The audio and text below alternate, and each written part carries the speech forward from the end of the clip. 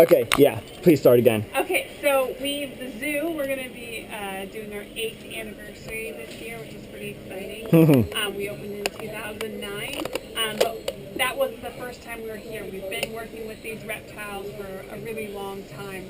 Prehistoric Pets has been going on for about 28 years. We were in a center around the corner. It started out as a regular pet store with dogs and cats and all those other cute pets. Jay really fell in love with the reptiles, and slowly the reptile section expanded. Now you take up like 4 storefronts. Exactly. And now, coming soon, like a 5th one. 5th and 6th. 5th and 6th, nice. So we've just all throughout our entire existence, we've sort of evolved how the company works. And in 2009, we realized we want to do more education. We want to have more exotic animals. The only way we can do that is to have a bigger facility. And I've often thought about this. Have you thought about, well, obviously this would take a lot of work and a lot of money, but have you ever thought about putting in a 2nd floor to expand even more? We couldn't do a 2nd floor here, but once we get this one done, we're looking to make more reptile zoos around the country. So. Under the name, the Reptile Zoo. Yeah.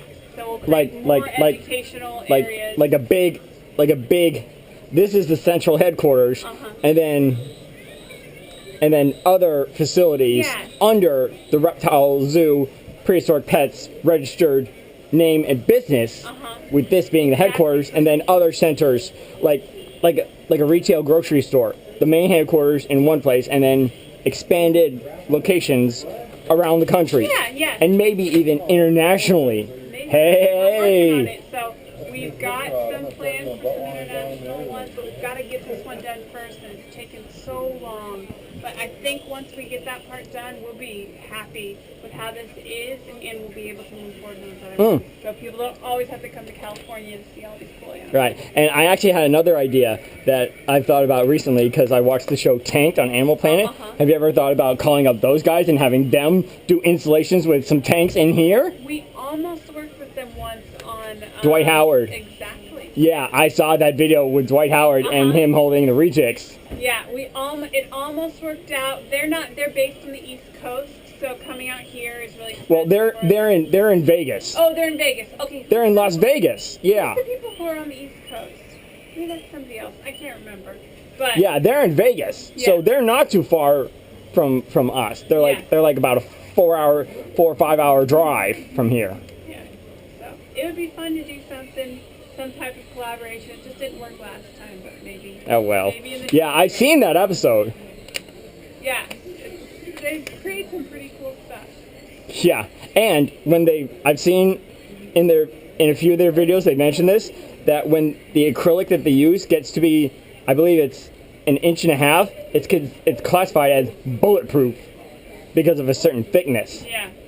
And they actually did test it with a 9mm handgun. Oh, they did?